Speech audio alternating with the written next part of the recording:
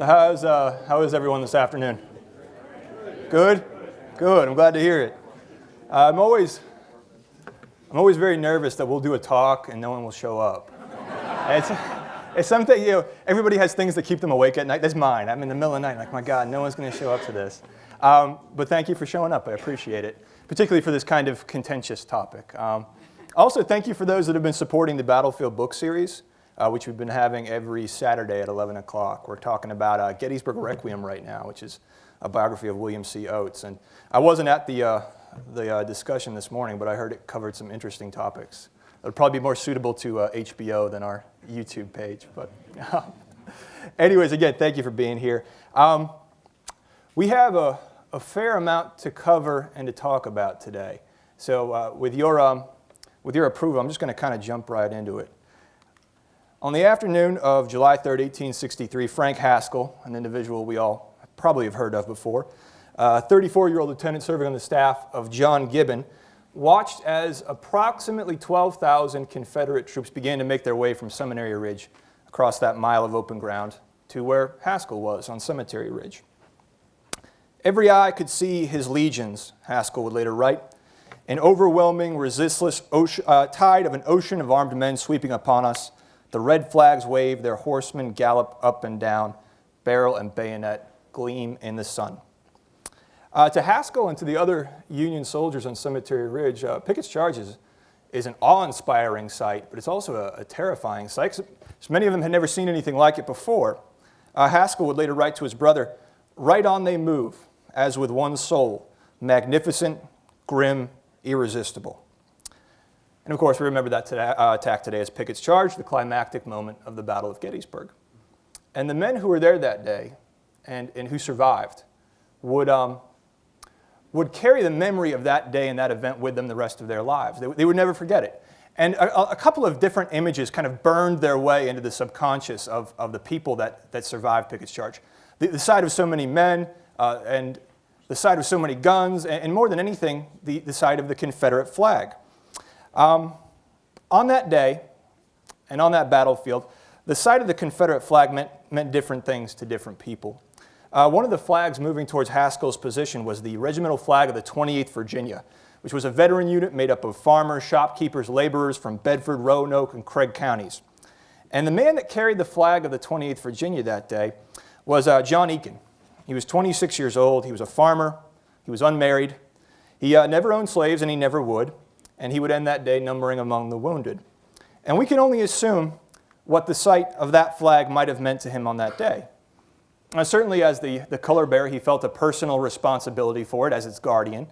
And perhaps more than many in the regiment, he appreciated the tactical significance of the battle flag. Where he went, the flag went. And where the flag went, the regiment theoretically should go. But just as easily, the flag might have summoned up feelings of pride in his unit, in his cause, in the cause of the Confederacy, however Eagan kind of interpreted that. Might have reminded him of his home or his family. The flag meant different things to different people, and it meant something different to Frank Haskell, the individual we just talked about. To Haskell, it was the embodiment of all he was fighting against, a rebellious army, a flag of treason, and he would describe it to his brother as, quote, the damned red flags of the rebellion and treason's flaunting rag. To the citizens of Gettysburg, it meant still more. Michael Jacobs, the man you see pictured on the screen, was a professor at Pennsylvania College, Gettysburg College today, and he watched the beginning of Pickett's Charge from the garret of his house, which is on Washington Street. To Michael Jacobs, the flag was kind of the visual representation of an enemy army that had overtaken his town, that had stole his belongings, that had chalked the buildings of town with the dead, dying, and mangled. Just down the street from Michael Jacobs lived this man, Jack Hopkins. He's the black janitor at Gettysburg College, Pennsylvania College again in 1863. Now, Hopkins had fled the town prior to the arrival of the Army of Northern Virginia, but I don't think it takes any great imagination to decipher what the sight of that flag might have meant to him. It was a threat to his freedom, to the freedom of his family, and a reminder that not far away from Gettysburg, Pennsylvania, were places like Shenandoah, Bedford, and Craig counties, Virginia, where people that looked like him belonged to somebody else. Across the north the battle flag of the Army of Northern Virginia reminded Northerners of their defeat at the hands of that army. Defeats at places like Manassas, Fredericksburg, Chancellorsville. The flag represented the men who fought under it. Formidable soldiers who had taken from them the lives of their sons, drove their most famous field army to the verge of defeat in July of 1863, and looked close to winning the war. And in the South, and this is an aerial view of Virginia, a battle flag, though it was never the official flag of the Southern Confederacy, it was by 1863 one of the most recognizable symbols of the Southern Confederacy. It was one of the most revered and one of the most successful, and it had become essentially by default almost the national emblem of the Confederacy. In 1863 and later on, the battle flag meant different things to different people.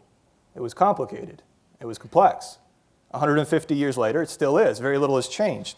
And rather than kind of falling by the wayside or receding into some kind of obscurity, the battle flag and all that it represents and all that it has represents remains as potent as it ever was. And all you need to do is turn the news on today to see that.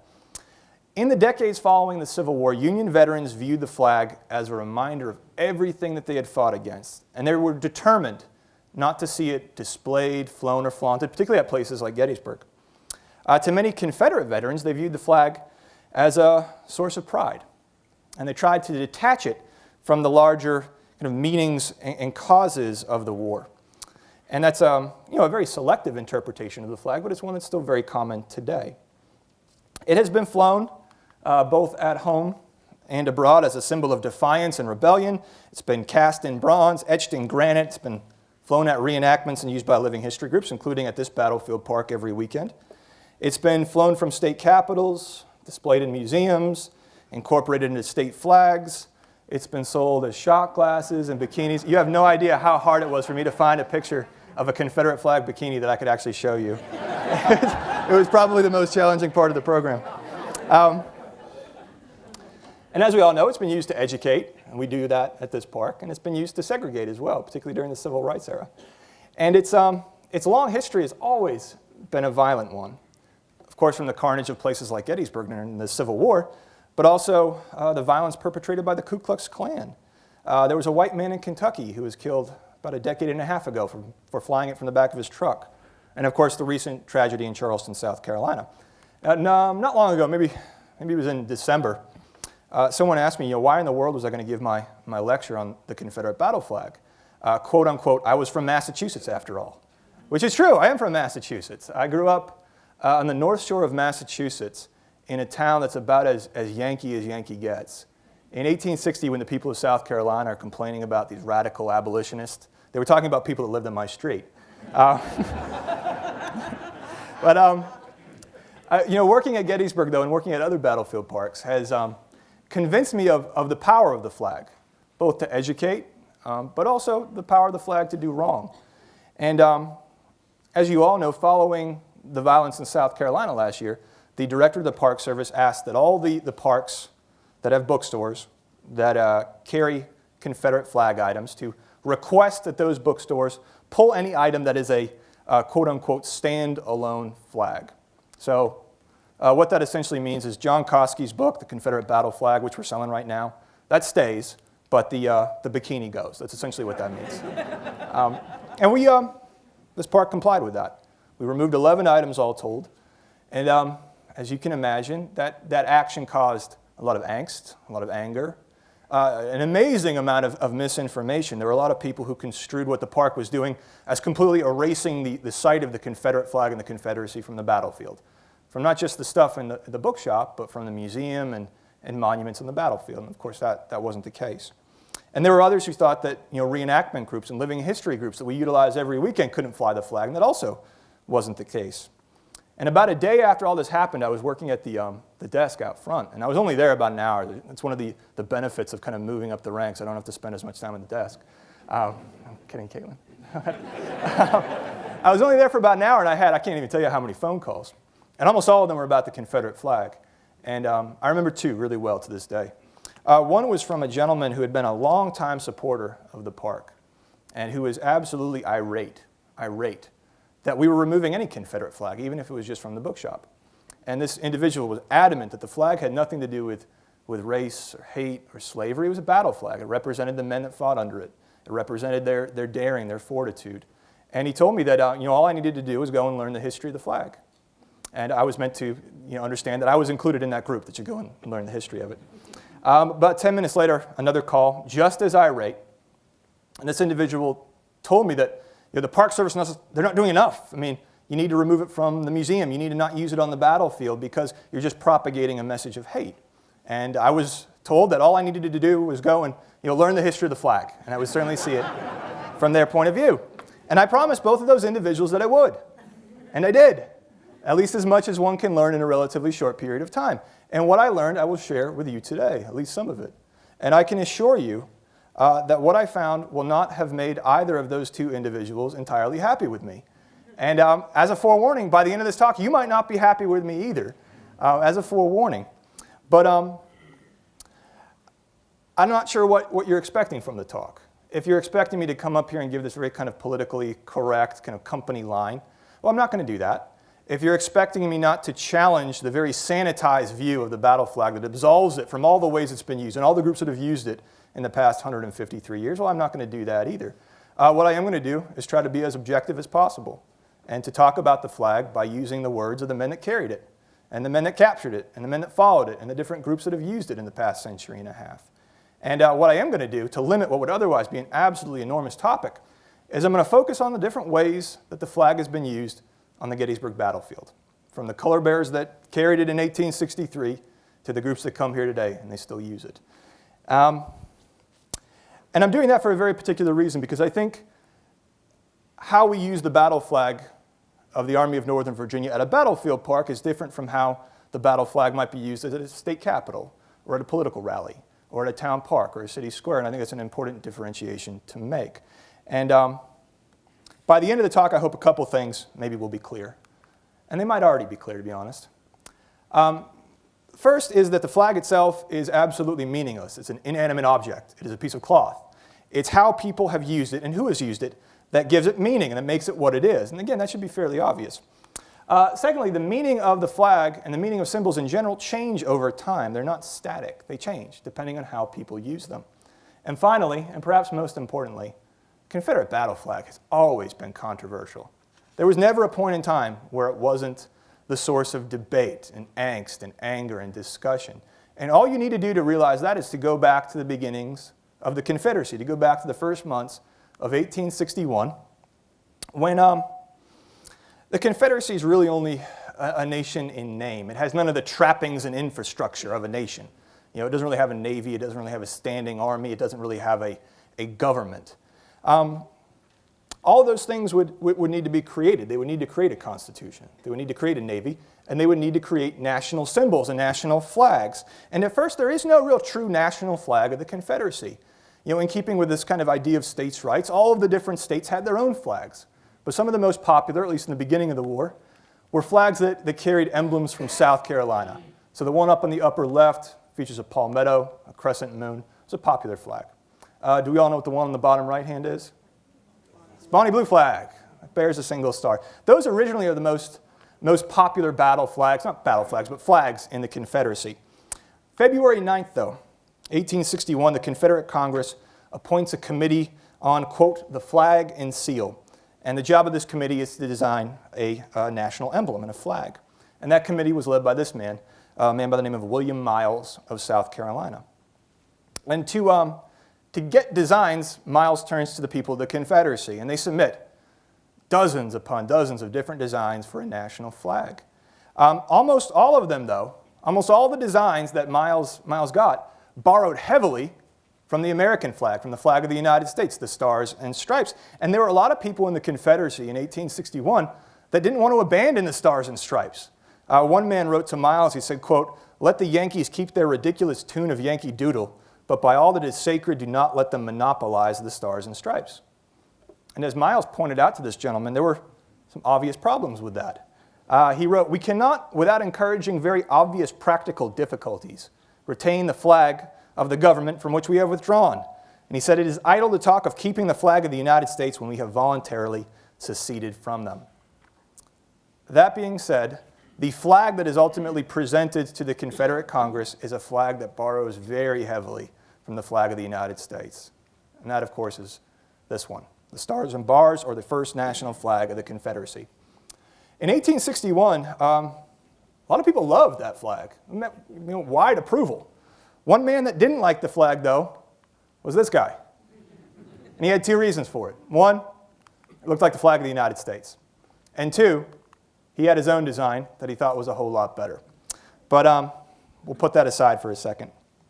The Stars and Bars were never meant to be used as a battle flag. Again, it was the first national flag of the Confederacy, though some units did use it as a battle flag. But in the early years of the war, there were a lot of different battle flags. And when we say battle flag, we need to be kind of specific about what we're talking about, because some units out west under Leonidas Polk use a flag that looked like that.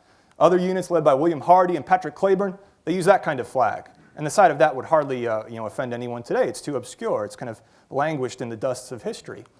Units in the Army that was led by Earl Van Dorn used a flag that looked like that. And in Virginia, under Pierre Beauregard and Joseph E. Johnston, they really used the Stars and Bars primarily.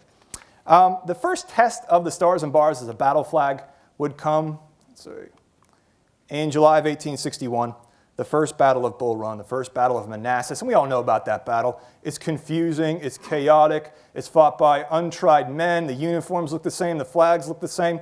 The Confederates win that battle, but it becomes very obvious to Pierre Beauregard, once the battle's over, that the Stars and Bars, they got to go. It's just too confusing. And so Beauregard is determined to create a new flag, a battle flag that is distinguishable, that is distinct from the Stars and Bars. And he has a man on his staff that would be absolutely perfect for the job, William Miles. And Miles goes back to that design of his own that he really, really loved. And he suggested that they use it. And this is roughly the design that Miles suggested. It featured a blue St. George's cross on a red field. On the flag would be 15 white stars for the slaveholding states, along with a palmetto and crescent, symbols, of course, of South Carolina. The flag was met with criticism, and it was met with controversy. First off, a lot of people thought it was too busy. There's just too much going on. And so Miles modified it. He removes the palmetto and the crescent. Others found it to be a very controversial flag, in part because it uses the St. George's cross, which is kind of a very blatant Christian symbol. And there were a number of people in the Confederacy's kind of Jewish population, and Richmond had a fairly significant Jewish population, that thought that that kind of flag might be apt to offend Jewish Confederates. And in a move that we would have to call politically correct today, Miles changes the flag to a St. Andrew's cross, which is still a cross, but it's a little bit different. It's less blatant. And that's the flag that he put forth. And critics said it looked like a giant pair of suspenders. But regardless, in November of 1861, it's that flag that is issued to Confederate units that would ultimately become the Army of Northern Virginia. And that day, Beauregard issued a special order for his troops, which tied the flag to the cause of the Confederacy. He said, "A new banner is entrusted today as a battle flag to the safekeeping of the Army of the Potomac." That's what they called the Army of Northern Virginia back then. "Soldiers, your mothers, your wives, your sisters have made it, consecrated by their hands, and must lead you to substantial victory and to the complete triumph of our cause." The battle flag of the Army of Northern Virginia, as we call it today, came to be the most popular of the many kind of variations of the battle flag. And ultimately, I'd say it comes to represent the Confederacy itself. In January of 1862, the Charleston Mercury predicted that the battle flag will become the Southern flag by popular acclaim. And by 1863, that had essentially become a reality, because I think it became apparent to the Southern people that the success of the Confederacy didn't really depend on its president, it didn't depend on its Congress, it didn't depend on its governmental offices in the various states. The survival of the Confederacy depended on its field armies, like the Army of Northern Virginia. The hopes of 9 million white Southerners, their ideals, their aspiration, their cause, were dependent on the fortunes of that banner and the men that carried it. And so it became essentially a national symbol. Now, beginning in 1863, the St. Andrew's Cross and a rectangular banner was made into the naval jack of the Confederacy. And it was carried on ships like the Florida, Tennessee, Alabama, that proclaimed the Confederacy's presence across the globe. On May 1st, 1863, Jefferson Davis made the stainless banner, or the second national flag, the official flag of the Confederacy. And on the 12th of May, it was that flag that draped the coffin of Stonewall Jackson. And all you have to do is look at it to see the prominence of the Confederate battle flag of the Army of Northern Virginia. In the second national flag, proclaimed the Richmond Daily Dispatch, is preserved that immortal banner, the battle flag, which has been consecrated on so many battlefields. While the whiteness, wrote the Savannah Daily Morning News, would quote unquote be emblematical of our cause. As a people, we are fighting to maintain the heaven-ordained supremacy of the white man over the inferior or colored race. Now, ultimately, on the right-hand side, a vertical red bar would be added. That's the third national flag of the Confederacy. But the battle flag is going to remain a prominent part of the national flag of the Confederacy to the end of the war. And it's going to remain the symbol of the Army of Northern Virginia until it's furled finally at Appomattox. But let's jump back to Gettysburg for a second, because not at Appomattox and not with the Army of Northern Virginia is the flag of the 28th Virginia and its color bearer, John Eagan. So, Gettysburg. What happened to the colors and the color guard of the 28th Virginia at Gettysburg on July 3rd is very typical of the fate which met a lot of other Confederate units. By the time the kind of shattered remnants of the 28th Virginia crossed the Emmitsburg Road, the color guard, color bearer John Eagan, you see there, had been shot 3 times. When a mini ball struck Eagan's arm, he finally gave the flag up. He gave it to the man that was right next to him, a man from Company K. No sooner did that man grab onto the flag, and he was killed. The next man to pick up the colors was the colonel of the 28th Virginia, a man by the name of Robert Allen. He was a native of Shenandoah County, a graduate of VMI. He was a good soldier, a strict disciplinarian, but only moments after grabbing the flag, Allen was shot in the head, a mortal wound. His last words were, quote, "Where were the colors?" The banner of the 28th Virginia was then picked up by Lieutenant John Abbott Independence Lee. That is a post-war photograph. He was only 24 years old at the time. He looks like Leonardo DiCaprio in The Revenant. Lee made it all the way to the stone wall on Cemetery Ridge, quote, waving the old flag which had hardened the men in so many battles. The flag was knocked from his hands. He picked it up. The staff was broken, and he held on to it until a Union soldier, bayonet fixed, demanded that Lee, quote, throw down that flag or I'll run you through. And John Lee and the flag of the 28th Virginia had seen their last battle. Lee became a prisoner of war, and he stayed a prisoner of war until, believe it or not, June of 1865. And the flag became the property of the Army of the Potomac.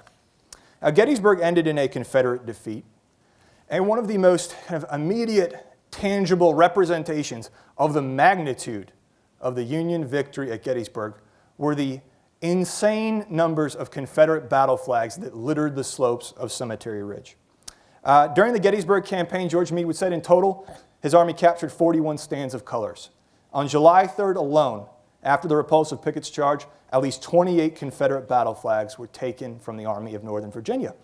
And so many flags were to be had on Cemetery Ridge that the story of Christopher Flynn of the 14th Connecticut is by no way unique. Christopher Flynn is a Medal of Honor recipient for capturing capturing a rebel battle flag. Won the Medal of Honor December 1st, 1864, for his action at Gettysburg. All he did was, as his regiment was advancing after the repulse, he looked in the grass and there was a Confederate battle flag, and he picked it up and gave it to his commanding officer, and voila, he's a Medal of Honor recipient. Anthony McDermott, who was a soldier in the 69th Pennsylvania, was positioned right at the smack dab center of the angle at Cemetery Ridge, and he remembered seeing at least 10 flags along the stone wall while he rounded up Confederate prisoners. He said, I could have had a flag without any trouble, and if I thought acts like that would have brought a medal, it's more likely I would have preferred the flag to gathering up prisoners. The soldier that captured John Lee, though, and the flag of the 28th Virginia, was a 29-year-old house painter from St. Paul, Minnesota, and his name was Marshall Sherman. Contemporaries described Sherman as a gentleman, small, quiet, soft-spoken. He had served in the 1st Minnesota since the start of the war, and he was with Company C, positioned near the copse of trees on July 3rd, when Lee and the flag of the 28th Virginia crossed the rock wall. Sherman advanced, bayonet fixed. He took the flag and his prisoner, and by July 10th, the flag was in Washington, D.C., in the custody of the War Department. It was stored first in an attic and then in a basement, along with a whole bunch of other captured Confederate trophies. And just like Christopher Flynn, on December 1st, 1864, Marshall Sherman received the Medal of Honor. The Army of the Potomac had never won a victory like that before. It had never won such a huge, resounding victory. They had never captured so many colors before, and for no other battle in which the Army of the Potomac was involved would so many of its members receive the Medal of Honor, like Flynn and Sherman, most of them for capturing a Confederate flag. For the men of the Army of the Potomac, for men like Marshal Sherman, particularly after the war, Gettysburg comes to represent not only a turning point in the war, but Gettysburg came to represent the definitive moment of that war, where the tide turned in favor of the Union, where slavery was destroyed, where the Republic was saved, and they came to see the battlefield as an incredibly important place to the story of the Union Army and to the Union cause. And they were not alone in that estimation. Established just weeks after the battle, and this is a story we all know, the Gettysburg Battlefield Memorial Association, made up of Gettysburg citizens, goes around and starts buying up parcels of land to create essentially a battlefield park, a monument, a memorial to the Union victory at Gettysburg, to the Union sacrifice at Gettysburg. And that's essentially what it still is today. But how the Army of Northern Virginia, how the Confederate Army would be remembered on that battlefield, has been a contentious issue since the establishment of the GBMA. Particularly in the first decades after the battle, the most tangible reminder of the Confederacy were the hastily buried remains of Confederate soldiers, men like Robert Allen of the 28th Virginia. And of course, as we all know, Union dead are interred in the Soldiers' National Cemetery, but Confederates remain out on the battlefield until the early 1870s. And over time, their mass graves eroded away. Animals would root through the graves, creating kind of a very gruesome sight around the town of Gettysburg. And it was one that George Meade himself noticed when he came back to the battlefield in 1869 to help dedicate the Soldiers' National Monument. And in his remarks that day, he talked about how the Confederates should be remembered on the battlefield, particularly how the dead should be remembered. And he said this of the bodies of the Confederates then on the field: "Why should we not collect them in some suitable place? I do not ask that a monument be erected over them. I do not ask that we should in any way endorse their cause or their conduct or entertain other than feelings of condemnation for their course, but they are dead." And again, by 1871, the vast majority of the Confederate remains on the battlefield were shipped south to places like Hollywood Cemetery and Richmond. And that essentially erased the last kind of physical vestiges of the Army of Northern Virginia's presence on the battlefield. And it became truly very much a Union memorial park. And by 1895, the year the federal government took control of the battlefield, about 522 acres of park, of battlefield land, had been preserved. And again, Gettysburg became the place where Union veterans hoped that future generations would come to remember and reflect on what they had accomplished in 1863, what they had sacrificed, and how the battle was fought and how it was won. And to help do that, during the 1870s, predominantly the 1880s and 1890s, hundreds of regimental memorials are erected on the battlefield, like this to the 45th New York. And almost every time a monument was unveiled, there was a big ceremony, there were speeches, there were poems read, and there were orations given, in which Union veterans would talk about the significance of the battle and what it meant to them.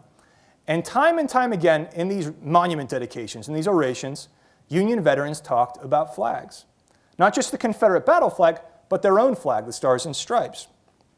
And to Union veterans, the flag they fought under represented not only their soldierly qualities, not only their bravery, their fortitude, their daring, but it was also the tangible representation of everything they fought for.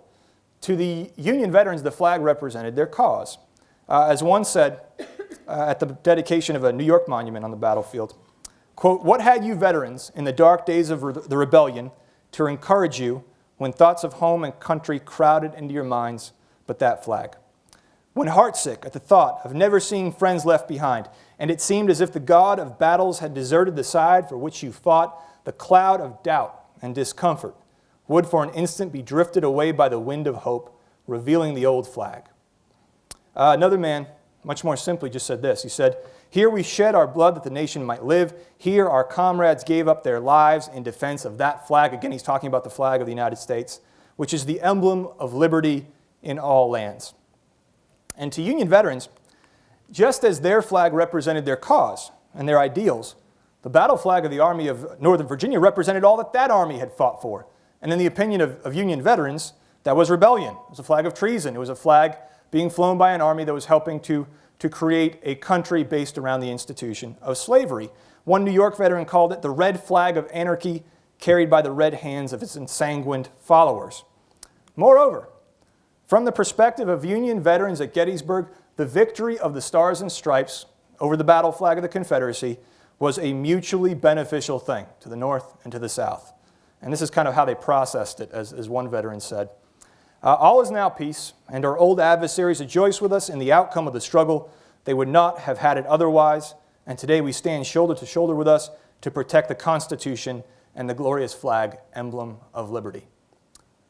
The Union viewpoint in that was kind of off base a little bit. Confederate veterans didn't necessarily feel that way.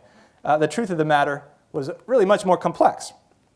In the immediate decades after the war, as the South is rebuilding physically, politically, socially, as men like John Lee and John Eagan are trying to rebuild their lives, the Confederate veterans found themselves in kind of a unique position concerning their battle flag. Two things, though, I think are pretty clear.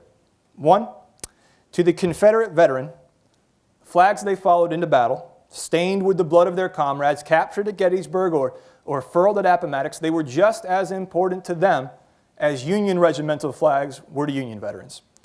Men like Marshal Sherman, who captured the flag of the 28th Virginia and who lost a leg at Deep Bottom, were able to go home after the war and see their regimental flags displayed in places of honor at state capitals. They were carted out at regimental reunions. They were things to be celebrated. The majority of Confederate battle flags were stored away in the basement of the War Department. The exception, though, being the flag of the 28th Virginia. The flag of the 28th Virginia, probably in May of 1864, was given to Marshal Sherman by the War Department. And he took that flag to St. Paul, Minnesota, to help the 1st Minnesota recruit its ranks up. And he never returned the flag. It's still in St. Paul today, and we'll talk a little bit about that later. Second thing that I think we can draw from Confederate veterans and their flag is that in the decades following the war, they attempted to disassociate their flag from the larger meanings and consequences of the war.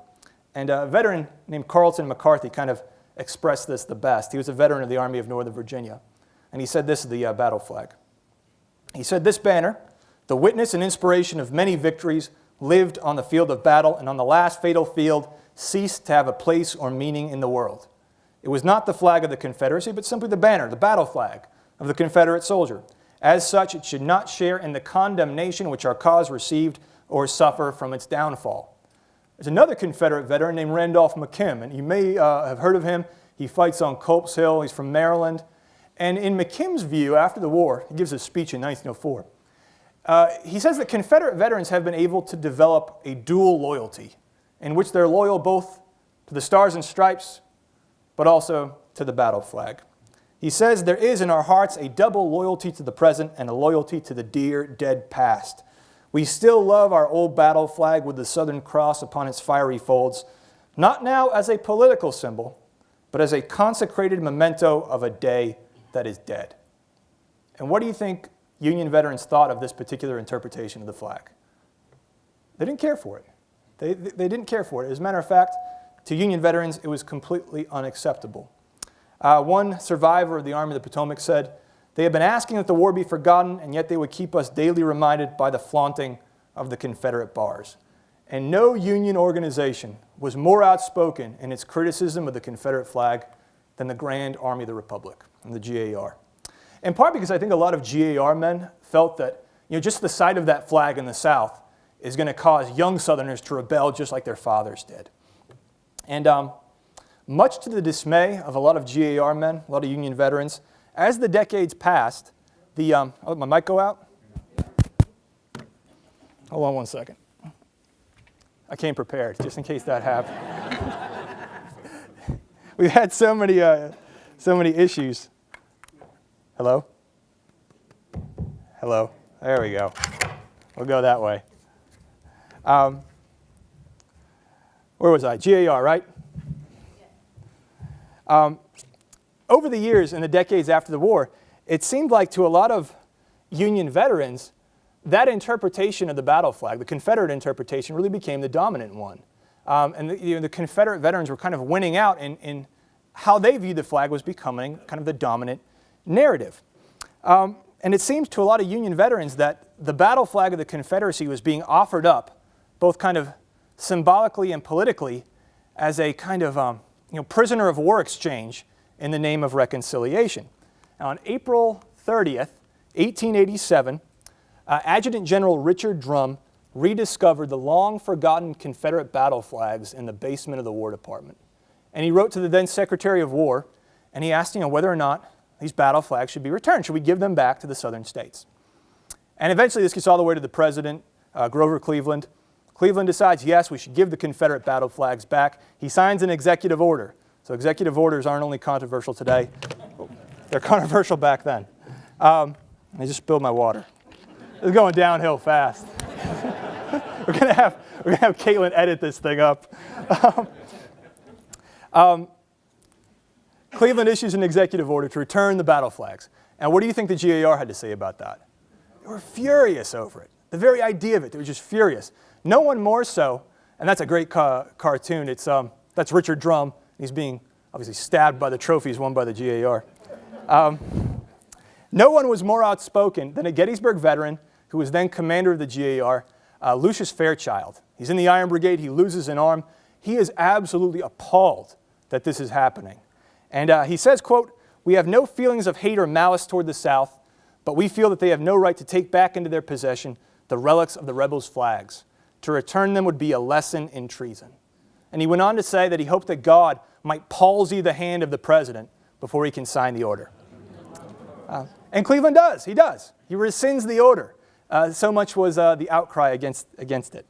But by the turn of the century, even the National Tribune, it's kind of the mouthpiece of the GAR, is kind of slowly starting to embrace this Confederate viewpoint of the battle flag.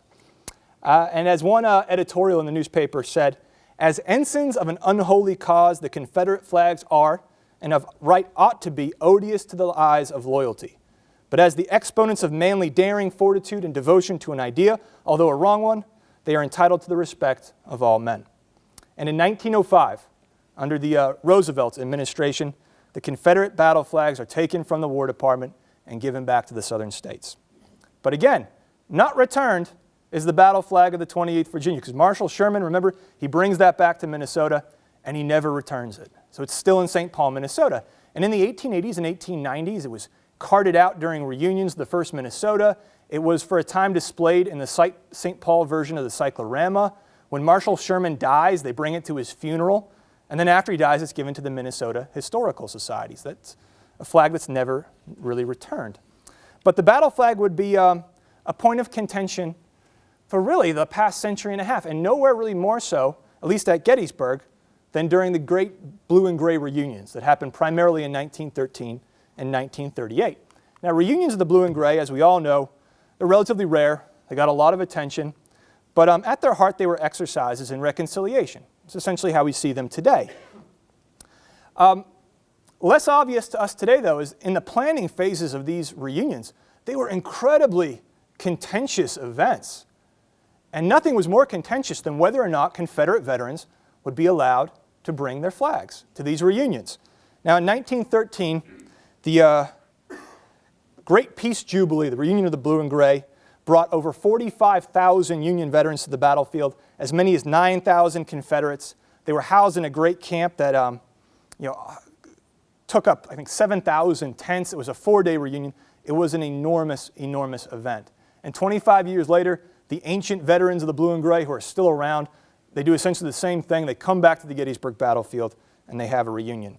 Now, by now, these events are among the most kind of iconic in the history of the battlefield, but they almost never happened.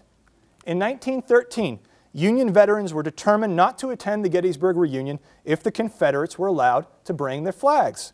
And you can imagine just the sense of almost betrayal that a lot of Union veterans must have felt. I mean, their government in the state of Pennsylvania, even to think that they would allow Confederates to bring their battle flags to this, it was an outrageous thing.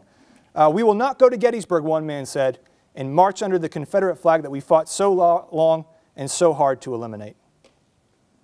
Confederate veterans were equally as determined that they're not going to show up if they can't bring their flags. They're not going to go. One man spoke, I think, for a lot of Confederate veterans when he said this, quote, "I do not see how any man who came back in April of 1865 to smoking ruins and desolate fields, 6 bitter years of reconstruction, can celebrate side by side with the victors of our defeat in the most important battle of the war. And another Confederate veteran, this was a doctor, he spoke kind of anatomically.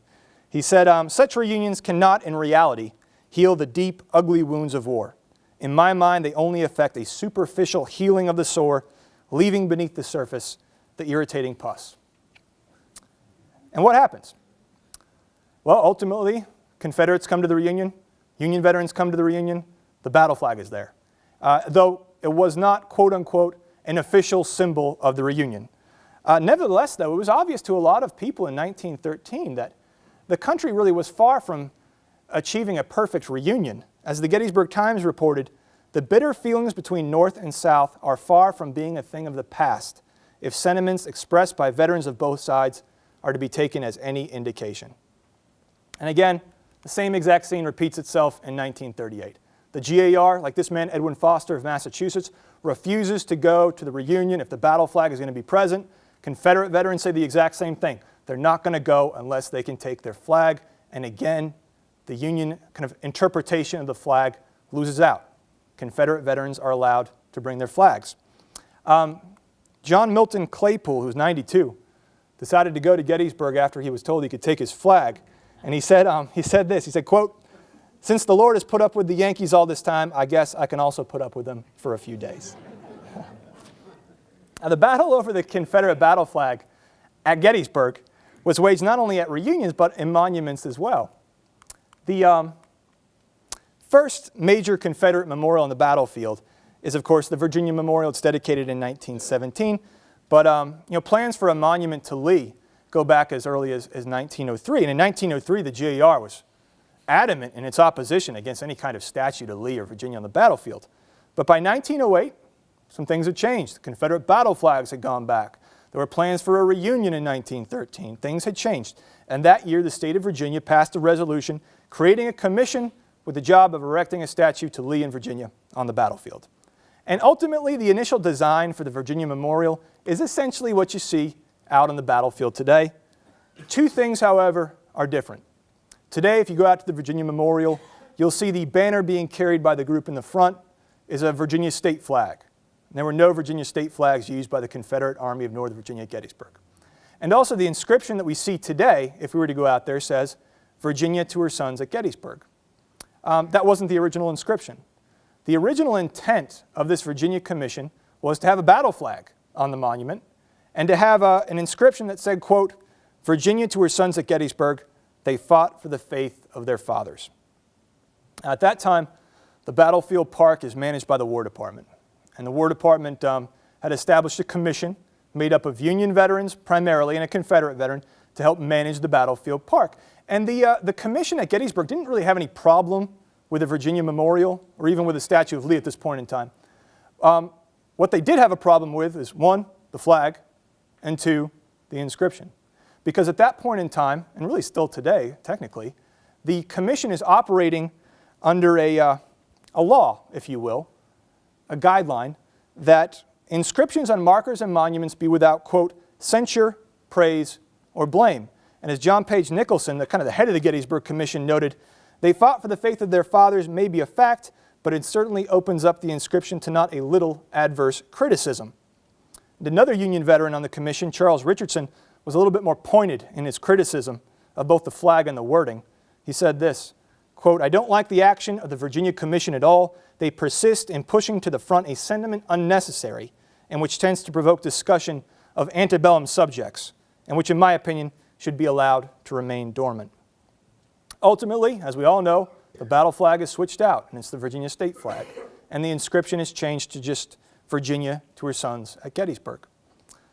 Between 1917 and 1994, every state who gave men to the Confederate Army at Gettysburg would ultimately erect a monument on the Gettysburg battlefield. And again, what becomes very apparent fairly quickly when you look at this is that the Union interpretation of not only the battle flag, but the battlefield as a Union memorial park is being lost to a battlefield park that celebrates and commemorates both sides, North as well as South. And it also becomes apparent that the standards that the Virginia Memorial was held to kind of go away almost the second that Union veterans aren't on the Gettysburg Commission. And the park ultimately is run by the National Park Service. And just really quickly, we can run through it and we can see it. In 1929, the North Carolina Memorial is dedicated. It's the second Confederate memorial. And it shows a group of North Carolinians, as you can see covered by the American flag there, advancing across the battlefield. The flag is sculpted by Gutzon Borglum, and he did it in such a way that we really can't tell what flag it is, but we can assume. And it's likely, and I won't read it, but it's likely that the inscription on the North Carolina Memorial would not have met with the approval of John Page Nicholson or Charles Richardson. Now, the vast majority of Confederate monuments and memorials are placed within 10 years of the centennial. And these include a lot that feature the Confederate battle flag. So the Soldiers and Sailors Monument, dedicated in 1965, has it. The Arkansas Memorial has cornerstones that are the battle flag. In 1971, Louisiana dedicates a monument that features a fallen soldier with the battle flag draped over the top of him. Mississippi features a color bearer who's just been hit. He's grasping the battle flag. And Tennessee dedicated in 1982, made a unique choice. They have the inscription there, and it's clearly the Stars and Bars. And it's a version of the Stars and Bars that actually predates Tennessee joining the Confederacy. There's not even a star for Tennessee on the flag on the Tennessee Monument. And they probably did that because at that point in time, the Confederate battle flag was a much more contentious symbol. But the original plans for the Tennessee Monument, dating from 1969, feature the battle flag. They changed it. Union veterans, as I mentioned before, they hope that the Gettysburg battlefield will become a Union Memorial Park, a place where the victory, sacrifice, and memory of the Union veterans would be enshrined. But as we can see, by the middle of the 20th century, the battlefield park had become a place where soldiers of both sides were honored equally, and a place where the flags of both sides were commemorated equally. And over that exact same period, the flag that had once been loathed by Union veterans, the flag that had once been upheld by Confederate veterans as a symbol of bravery and daring and fortitude, had taken on what I guess we could call much more sinister connotations. And nothing really has more to do with that than its use during the Civil Rights era and its adoption by the Ku Klux Klan. Now, you all may remember this. In 2006, roughly 30 Klansmen came to Gettysburg. They had a rally, I think it was just north of Meade's headquarters. And they brought with them, all the trappings that are synonymous with the Ku Klux Klan, the robes, the acidic dialogue, and of course the Confederate battle flag. And they were met that day by a counter-protest that included a lot of different people, but it also included a lot of Confederate reenactors.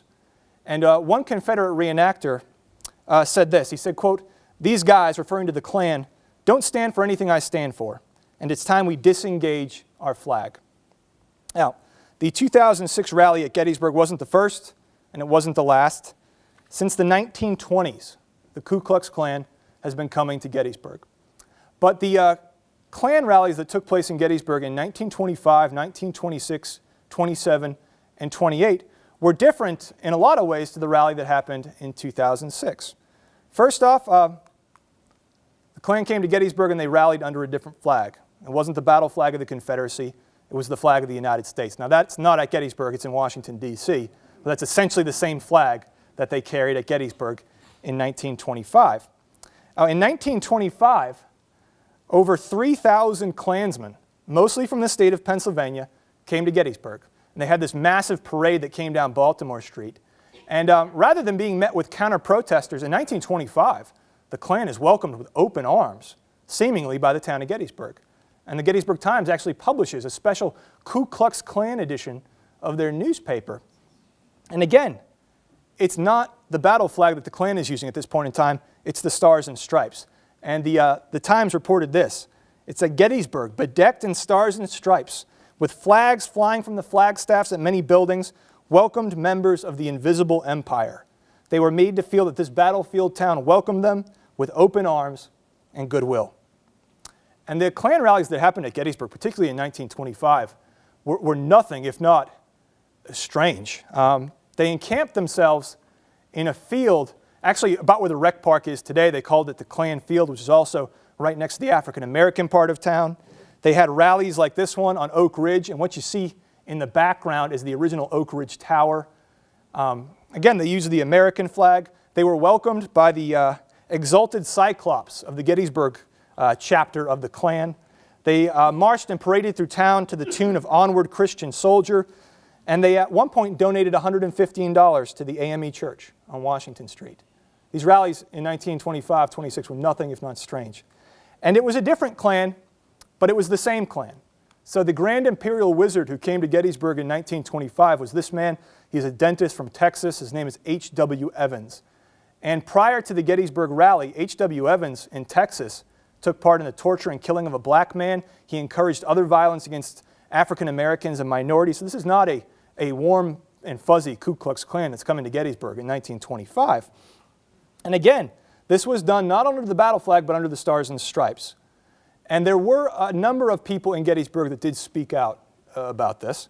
Some of them were some students from Gettysburg College, and they published an underground student newspaper called The Blister that they would kind of tack to the bulletin board of Glatfelter Hall every morning. And they said this in their Klan issue, quote, "Anyone having the least spirit of America, anyone who can stand by the avenue of Klan parades and watch docilely the Stars and Stripes used as a promiscuous coffer to catch coins pitched from the spectators and can remain unmoved, belongs to a land where national respect and self-respect are a gross hallucination." The priest that was at St. Francis Catholic Church at the time also spoke out. He said this. He called the Klan a desecration of the most sacred spot in the United States and a sacrilege to the memory of the Catholics, Jews, and Negroes who gave their lives in the cause of preserving the United States. Again, in 1925, the Klan is using the Stars and Stripes. But after the Second World War, during the Civil Rights era, roughly around the time of the centennial, the Klan kind of readopts the battle flag. And they used it for all the reasons the Klan still uses the flag today. Now, if the Confederate battle flag is used as a symbol of racial hatred, if it's used to protest civil rights, if it was carried by an army that in part was fighting for a nation that was attempting to maintain the institution of slavery, it's apt to be interpreted that way. People are apt to look at it as that symbol. And one of the individuals who did and who still does is this guy. His name is John Sims. He's an artist. And in 2004, my sophomore year at Gettysburg College, he was invited to the school to put on an art exhibition. And the exhibition he planned to hold was called, quote unquote, "The Proper Way to Hang a Confederate Flag." And his intent was to build a giant 13-foot tall gallows in front of the art building and literally lynch the Confederate flag.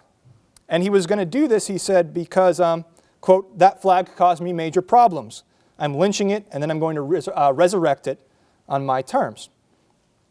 As you can imagine, the exhibition caused not a fair amount of controversy in Gettysburg in 2004, and some of you might remember it. In part because, to a lot of people, it seemed that demonstration with the Confederate flag wasn't really in keeping with what Gettysburg was about. According to one local, after the war here in Gettysburg, there was reconciliation and reunions.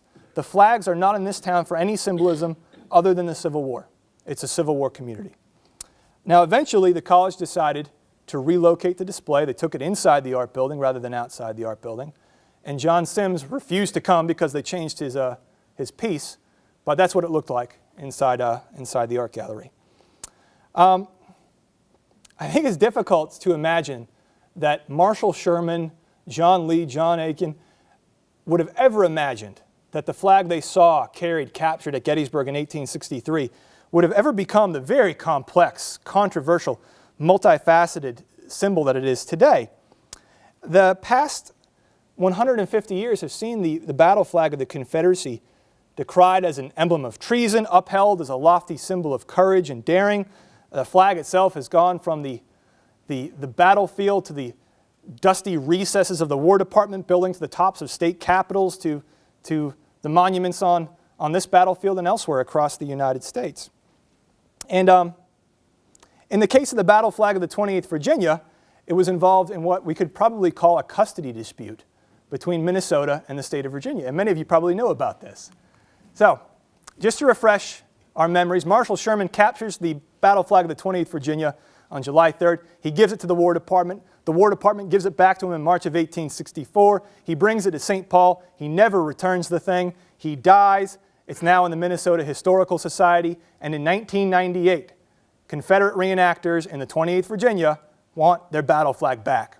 And so they go to the state of Minnesota and they ask the state to return the battle flag back to the Old Dominion. And what did Minnesota do? They refused. They said no. And their justification was that Minnesota had a 6-year statute of limitations on reclaiming lost goods.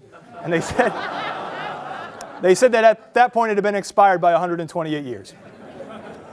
The reenactors regrouped. And 2 years later, in 2000, they got the support of the government of Virginia. And the Virginia legislature passed basically a resolution requesting that the state of Minnesota return the battle flag of the 28th Virginia back to Richmond. And Jesse Ventura, the governor, said no. He said, no, we won. Why would we do that? He said, quote, "To the victor go the spoils. We took it. That makes it our heritage." At the exact same time, Senator John Edwards of Virginia explained that it's, quote, "a matter of state pride, a sacred icon." So, and it's still unresolved today. And as I would imagine with this and many of the battles over the battle flag, it doesn't seem to be resolved anytime soon.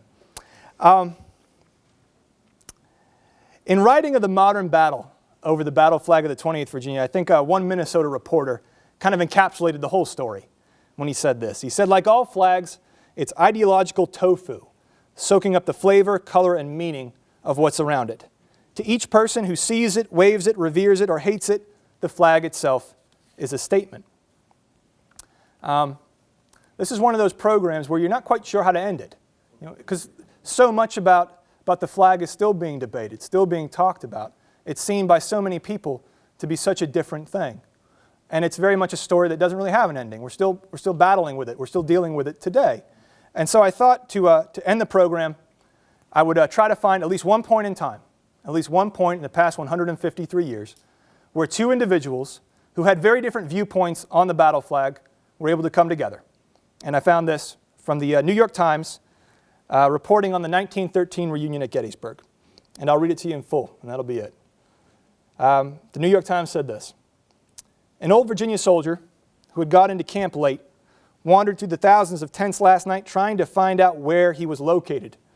His idea was to open each tent flap he saw and ask the occupant where he could find his regiment. This did not look like a very hopeful prospect, but the man persevered. As he opened the 5th tent flap on his travels and explained his trouble, a man inside asked him what regiment he belonged to. 'The 28th Virginia,' he answered. 'The devil you did,' said the man inside. 'Do you know what became of your regimental flag?' 'I don't,' said the old Confederate.